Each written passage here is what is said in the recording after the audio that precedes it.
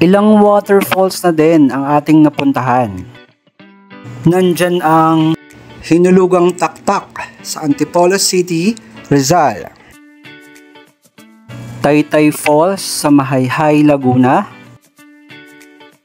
Okay, 1, 2,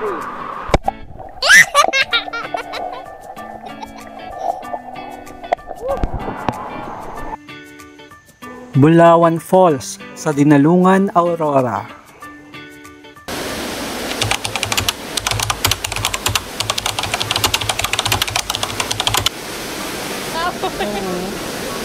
Pag nadulas ka dyan,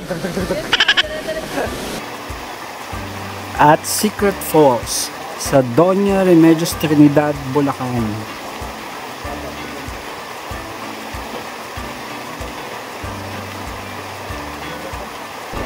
Pero sa araw na ito, halina at puntahan natin ang isang natatanging falls na matatagpuan sa tabi ng dagat.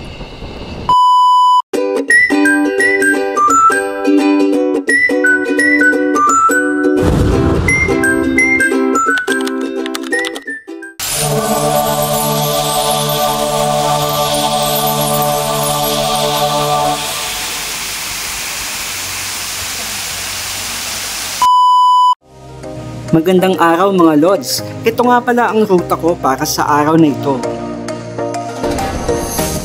Tara, road trip na tayo.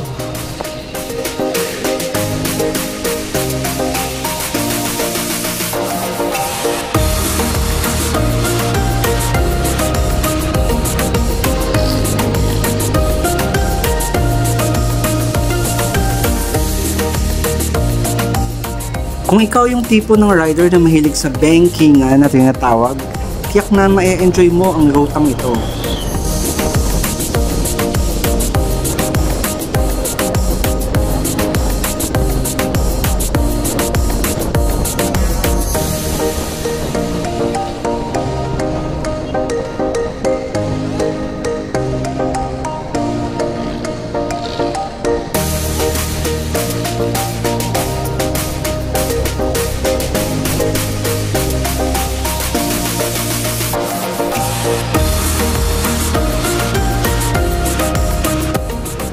Pwede ding mag-overtake.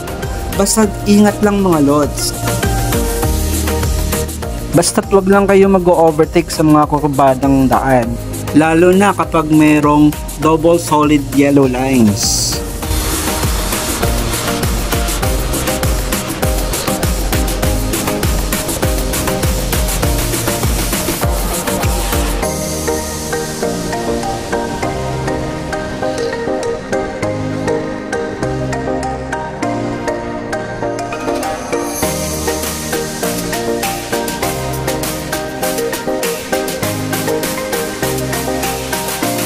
Lagi ding maging alerto sa mga sasakyang bigla nagsaswerve.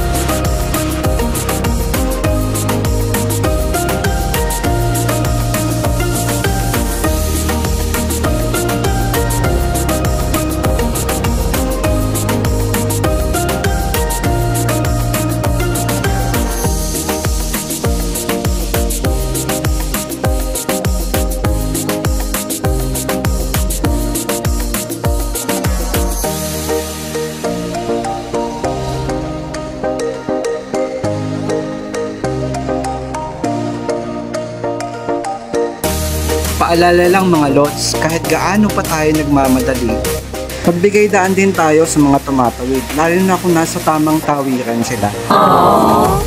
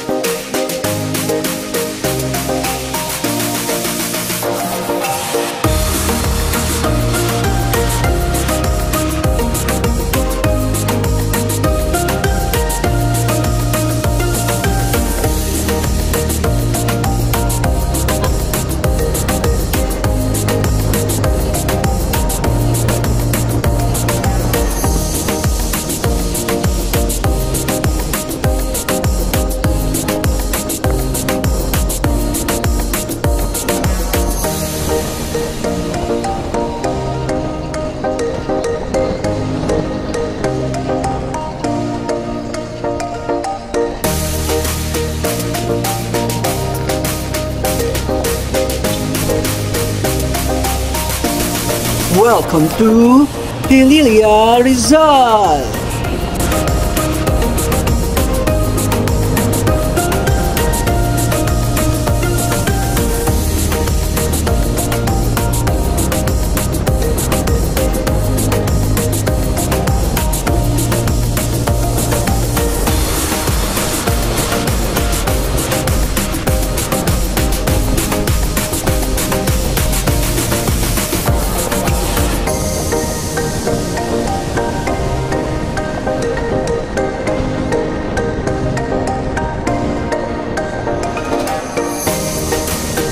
Pagdating sa bahaging ito ng Luisiana, Laguna, ay tumigil ako saglit dito sa Via Rosary.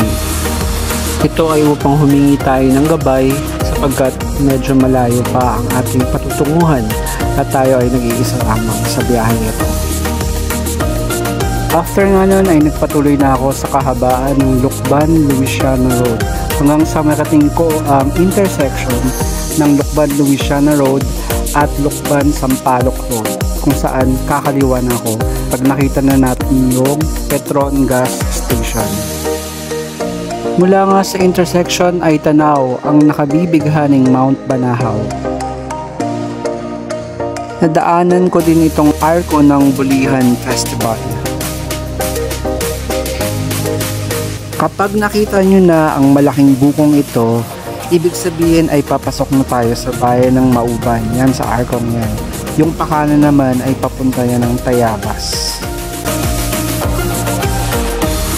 Natawa ako dito sa Maapon Bridge kasi yung hitsura niya parang humahabol sa Jones Bridge ng Manila. Aww. Yung vibes niya ba? Parang ganun.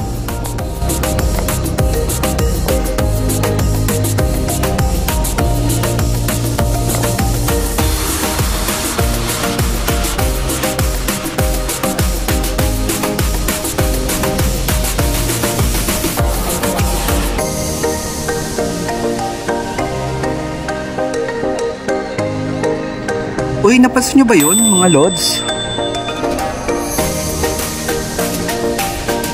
Kumpirmado, mga lods. Kakaiba yung kanilang tricycle dito. Ayan, tingnan nyo mga lods, oh. Wow!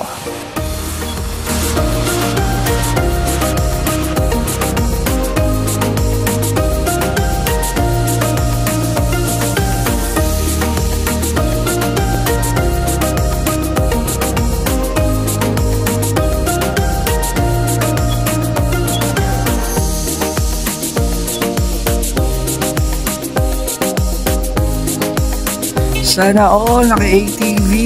Aww.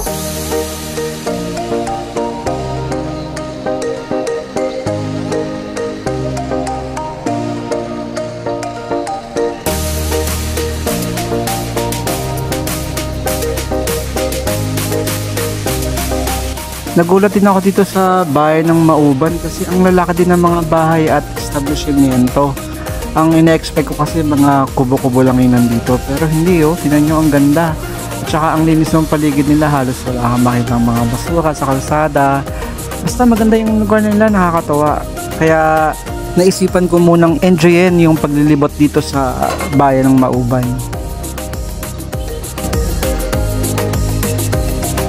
Ilang saglit pa ay minatagpuan akong 7-Eleven at dahil nga sa gutom ay kumain na muna ako doon. Pero bago pala yung 7-Eleven, nadaanan ko muna itong kanilang seawall. Nag-enjoy din ako kakaikot dito kasi ang ganda ng kanilang seawall. Parang park, mini park. Sana lahat ng seawalls ganito kaganda at ganito kaayos. Ayan, tapos meron pang statwa. Taas yung signage ng I Love Mauban. Yun, na-enjoy ko to. Kaya saglit lang nakalimutan yung gutom ko at nakalimutan ko na tanghaling tapat nga pala. Napakainit dito. Check ko na kapag mga bandang hapon na madami nang pumapasyal dito at tumatambay at nagre-relax. Shout out sa mga taga Mauban. Ang ganda po ng bayan nyo. Sarap balik-balikan.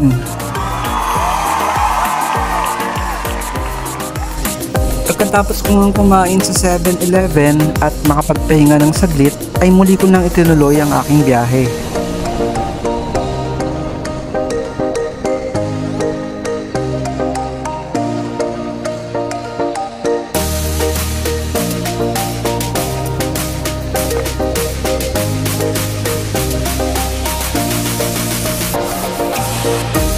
Madadaanan din pala natin itong coastal barangays ng Mauban. Itong Cagsiay. Actually, merong barangay Cagsiay 1, barangay Cagsiay 2, at yung barangay Cagsiay 3 kung saan nandoon yung pupuntahan nating Bisibis Falls. Patuloy ko lang sinundan ang Google Maps hanggang sa makating ko ang tulay na ito. Ito nga pala ang daan na magkokonekta sa bayan ng Mauban at bayan ng Real. Kasalukuyan pa itong ginagawa at hindi pa sigurado kung hanggang kailan ito matatapos. Ganun pa man ay umaasa tayong matapos na nga ito sa lalong madaling panahon upang mas maging madali ang mga bagay-bagay para sa mga mamamayan ng Mauban at Real. At syempre, para rin sa ating mga manlalakbay, syempre mas magiging madali ang ating biyahe. Pagdating sa puntong ito kung saan makikita nyo yung ikalawang tulay na putol pa, ay hindi nakakayanin ng motor. Kung kaya ako ay nakipark dito sa bahay ni Ma'am Karen, pagdating ko nga dito ay may nakita akong isa pang motor na nasa unahan. Sabi ni Ma'am Karen, yun daw ay isa ding vlogger. Kaaalis lang sakto pagdating ko. Bali papunta din siya sa Bisibis at magbablog din. Sayang hindi kami nagkasabay. Hinintay ko pa saglit na bumalik yung asawa ni Ma'am Karen na siya naghatid dun sa unang vlogger. Pero dahil baka matagalan pa nga bago sila makabalik, nag-decide si Ma'am Karen na pasamahan na lang ako sa iba kasi baka gabihin nga naman ito. So tara na mga lods, doon daw kami papasok dyan sa point na yan. Pagod ako.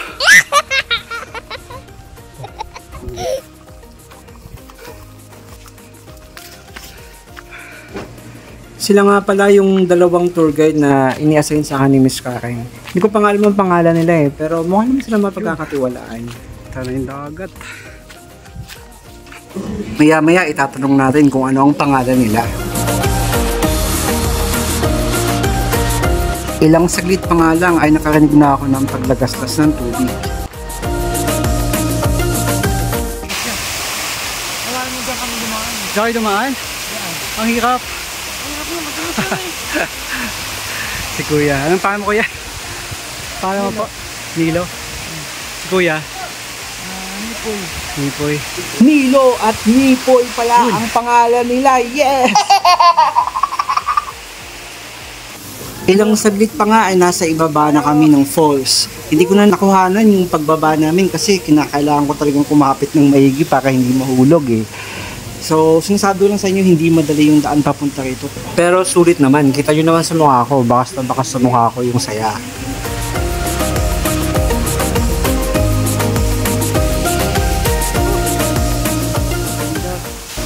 At hindi na nga ako nag-aksaya ng panahon.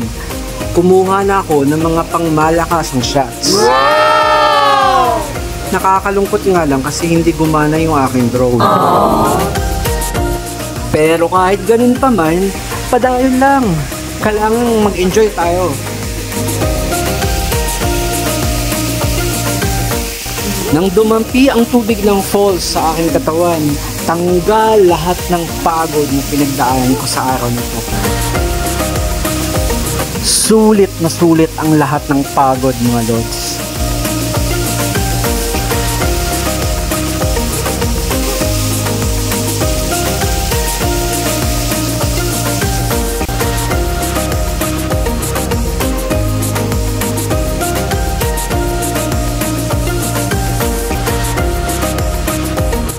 Sa punto nga ito ay wala na akong ibang masabi pa, kundi in-enjoy ko na lang yung mga sandali na kaulayaw ko or kapiling ko ang Bisibis Falls.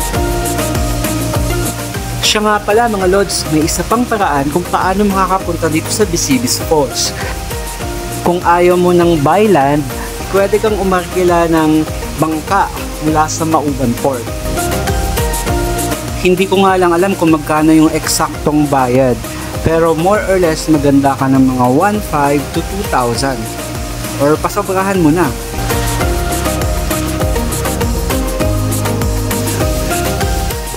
Maaaring hindi ito ang pinakamagandang falls sa buong Pilipinas. Tsak ko, meron pang mas maganda kesa rito. Pero para sa akin, mananatiling espesyal sa puso ko ang falls na ito.